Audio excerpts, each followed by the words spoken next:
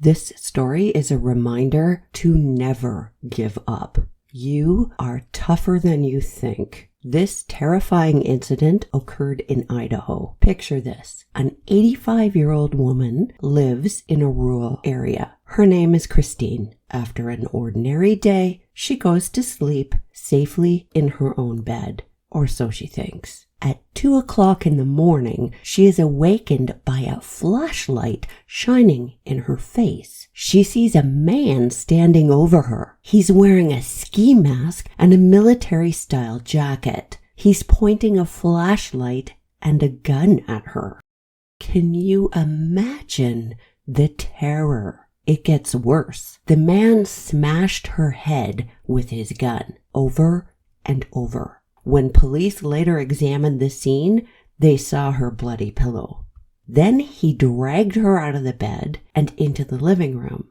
He handcuffed her to a chair and put his gun to her head. He demanded to know where her valuables were. This is more than a simple robbery. If he simply wanted valuables, there were a number of other options available to him, all lower risk to him, for him to obtain those things. But he chose this route. His behaviors make it clear that the violence and terrorizing the victim were goals of his. Christine didn't have much for a robber to steal, and she tells him as much. Now she's handcuffed to a chair, suffering a head wound at 85 years old, while this violent, masked man rummages through her things. What she knows, and he apparently doesn't know, is that her disabled son is asleep in the basement. And the guy goes downstairs.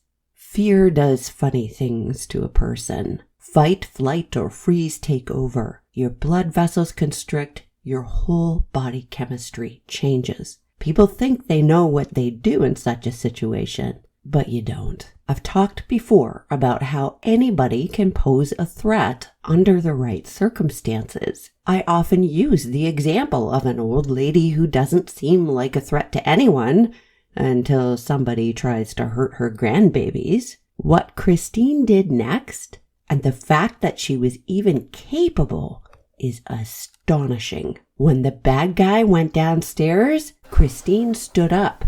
As much as she could, considering she was handcuffed to the chair. She dragged the chair with her and got her .357 Magnum revolver. She dragged the chair back to the living room and hid the gun beside her. The bad guy discovered the disabled son sleeping downstairs. He returned to Christine furious. He yelled at her for not telling him. As if everything wasn't already bad enough, he'd escalated. He told her he was going to kill her. She figured, it's now or never. She pulled out her gun and shot him twice. But it didn't end there. It didn't stop him. He returned fire. He emptied his gun into her. She had 11 holes in her. Both she and the chair fell to the floor. Yet she was still conscious, but dying and couldn't move. He heads toward the kitchen, where he collapses. Now, I don't know if the disabled son was still sleeping or what was going on there. That information is not available. But it would be 10 hours before help would come. Eventually, her son was able to bring her a phone. Amazing, she was still alive, let alone conscious. She was able to call 911.